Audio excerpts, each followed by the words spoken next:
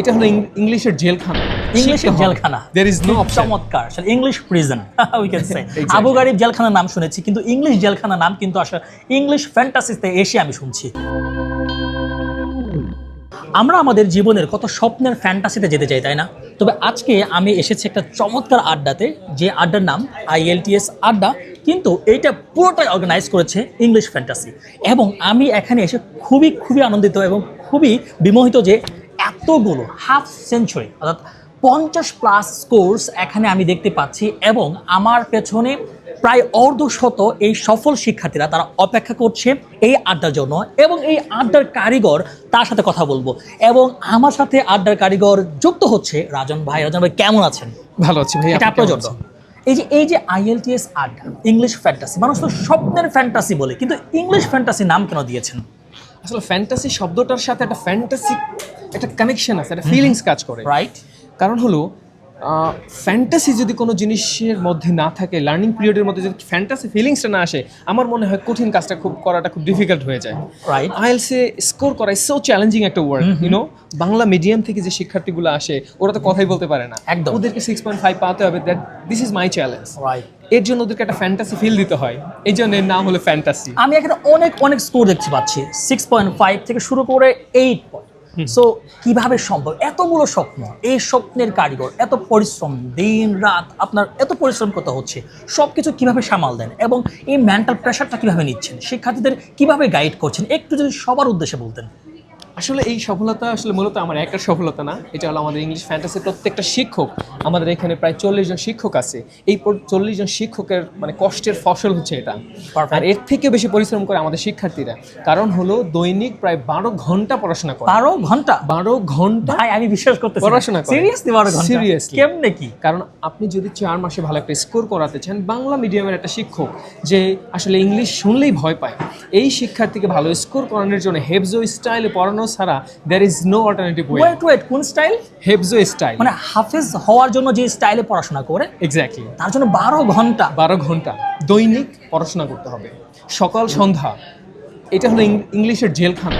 ইংলিশের জেলখানা। There is no option. চমৎকার, আসলে English prison we can say. Exactly. Abu Ghraib জেলখানার নাম শুনেছি, কিন্তু ইংলিশ জেলখানার নাম কিন্তু আসলে ইংলিশ ফ্যান্টাসিতে এসে আমি শুনছি।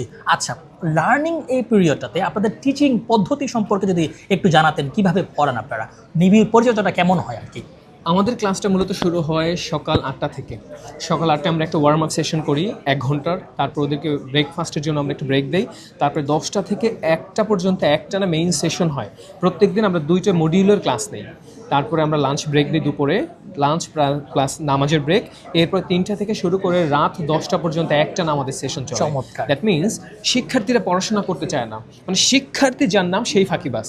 যারা বেঞ্চে বসে ওরাই ফাঁকিবাজ, ওরা ফাঁকিবাজি করবে, আমরা যেমন করতাম। রাইট। তো ওদেরকে আমরা একদম আইসোলেশনে রাখি। দ্যাট মিনস এখানে বাংলা কথা বলা যাবে না, বাংলা কথা বললেই করা হবে জরিমানা। প্রত্যেকটা শিক্ষার্থীদের সাথে আমাদের মেন্টর লাগানো আছে। মেন্টরের কাজ হলো ওদেরকে একদম ফলো আপে রাখা, ও বাংলা বলছে কিনা, ও পড়াশোনা করছে কিনা, ওর অ্যাসাইনমেন্ট জমা দিচ্ছে কিনা। আমরা কেজি নার্সারিতে যেভাবে অ্যাসাইনমেন্ট জমা নেয় হাতে ধরে এক্স্যাক্টলি, আমরা ওদেরকে স্টার দেই, আমরা ওদেরকে গুড, বেটার, বেস্ট লেখি। ওরা খুব এনজয় করে, কারণ আমরা বিশ্বাস করি ইংলিশ ফ্যান্টাসিতে যখন একটা শিক্ষার্থী আসে, আমাদের টার্গেট অডিয়েন্স হলো গ্রামের শিক্ষার্থী। আলটিমেটলি ইংলিশ মিডিয়ামের শিক্ষার্থীকে আমরা পড়াই না, ওকে, আমরা পড়াই তাদেরকেই যাদের ইংলিশে স্কিল ভয়ঙ্কর লেভেলে দুর্বল। ওকে, আরেকটা গুরুত্বপূর্ণ কোয়েশ্চেন। আমরা জানি যে IELTS এর প্রশ্ন প্যাটার্ন অলরেডি চেঞ্জ হয়ে গিয়েছে, আগে পেপার বেস থেকে এখন কম্পিউটার বেস হয়ে গিয়েছে। তো এইখানে আপনারা কোন ধরনের গুণগত মান পরিবর্তন নিয়ে এসেছেন, বা কী ধরনের চ্যালেঞ্জ ফেস করছেন, অথবা এই চ্যালেঞ্জগুলো কীভাবে পার করছেন আপনারা? আসলে ইংলিশ ফ্যান্টাসি সবসময় আমি চেষ্টা করি আমার টিমকে নিয়ে সময়ের আগে দৌড়ানোর জন্য, কী পরিবর্তন আসতে পারে এটার সাথে আমরা আগে কানেক্টেড হওয়া। ইংলিশ ফ্যান্টাসিতে কমপ্লিট সেট আপ আমরা বিল্ড আপ করেছি। আমাদের 30 জন শিক্ষার্থী at a time mock test দিতে পারে। 30 জন অ্যাট এ টাইম, ফ্যান্টাস্টিক। এছাড়াও হলো র্যান্ডম মকদের সুযোগ আছে। আর আমরা কমপ্লিটলি কম্পিউটার বেজে আমরা শিফট হয়ে গেছি, কারণ হলো paper base it's out of date, এটা আর চলবে না। রাইট। আমাদের শিক্ষার্থীদেরকে আমরা শিক্ষকদেরকে ট্রেনিং করাচ্ছি, অলরেডি ট্রেনিং পিরিয়ড ডান।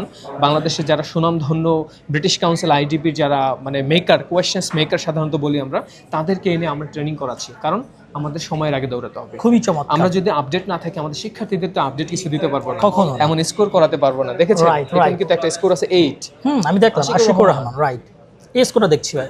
আচ্ছা ভাই, আরেকটা চমৎকার এবং লাস্ট কোয়েশ্চেন, ওই যে শিক্ষার্থীরা পড়তে চায় না এবং ইংলিশ শিখতে চায় না, তো কি ধরনের আসলে আপনি আপনার পক্ষ থেকে কি ধরনের মোটিভেশন আছে যে আসলে এই মোটিভেশনকে কেন্দ্র করে তারা পড়াশোনা করবে, তাদের স্বপ্নকে বাস্তবায়ন করবে এবং এই যে আশিকুর রহমানের মতো আরও শত শত আশিকুর রহমান ইংলিশ ফ্যান্টাসি থেকে বের হবে? Last question, last answer. Fantasy মানেই একটা ফ্যান্টাসি ফিলিংস। আমরা কোনো শিক্ষার্থীকে ইনসিস্ট করি না, আমরা তাদেরকে স্বপ্ন দেখাই। মানুষ যখন তার স্বপ্নটাকে সামনে রাখে তখন তার মধ্যে কখনো ক্লান্তি আসে না, এক্স্যাক্টলি, কখনো সে টায়ার্ড হয় না, কারণ তার স্বপ্ন তাকে নাড়া দেয়। আর আমি শিক্ষার্থীদেরকে বলি, দেখো তোমরা যদি 2 মাস পরিশ্রম করো আইএলসে এসে, 60 দিন তুমি যদি 800 ঘন্টা প্র্যাকটিস করো, তোমার সারা জীবন ঘন্টা, এক্স্যাক্টলি 800 ঘন্টা যদি তুমি প্র্যাকটিস করো, আমাদের টোটাল কোর্স হলো 1700 ঘন্টার course.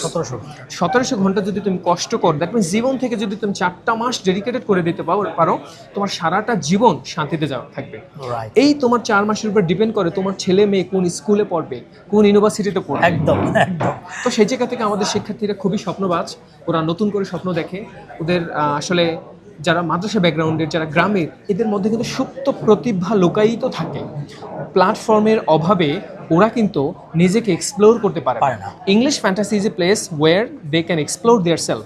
Dhaka university BUET BCS cadre তৈরি করে না, প্ল্যাটফর্ম বিসিএস ক্যাডার তৈরি করে। কারণ ঢাকা ইউনিভার্সিটি বুয়েট এমন একটা জায়গায়, এখানে গ্রাম থেকে একজন শিক্ষার্থী যখন আসে, ওর স্বপ্ন থাকে হলো প্রাইমারি শিক্ষক হবে। যখন ঢাকা ইউনিভার্সিটিতে আসে অথবা বুয়েটে আসে, ওর স্বপ্ন হয় আমার ফরেন ক্যাডার হতে হবে, অ্যাডমিন ক্যাডার হতে হবে। কারণ কি, ওর ইমিডিয়েট বড় ভাই, ব্যাচের বড় ভাই অ্যাডমিন ক্যাডার হয়েছে। সেম জিনিস ইংলিশ ফ্যান্টাসিতে হচ্ছে। ওর স্বপ্ন থাকে ও বেসিক ইংরেজি শিখলেই হবে, কিংবা আইএলসে 5.5 পেলেই হবে। যখন ও দেখে ওর ইমিডিয়েট বড় ভাই 7.5 পেয়েছে, 8 পেয়েছে, ওরা দেশের বাইরে পড়তে যাচ্ছে, ভালো ভালো ইউনিভার্সিটিতে পড়তে যাচ্ছে, আমরা এয়ারপোর্টে গিয়ে ওদেরকে পৌঁছে দিচ্ছি, ওরা ওইখান থেকে আমাদের সাথে কানেক্টেড হচ্ছে, তখনই আমাদের শিক্ষার্থীরা নতুন স্বপ্ন দেখা শুরু করে। Thank you so much, thank you so much, thank you so much. So আমরা যারা আসলে আগামী 40 বছর আপনি যদি শান্তিতে ঘুমাতে চান, তাহলে আপনার জীবন থেকে 4টা মাস কুরবানি দিতে হবে। সবাইকে ধন্যবাদ, ধন্যবাদ Rajan sir. Thank you so much.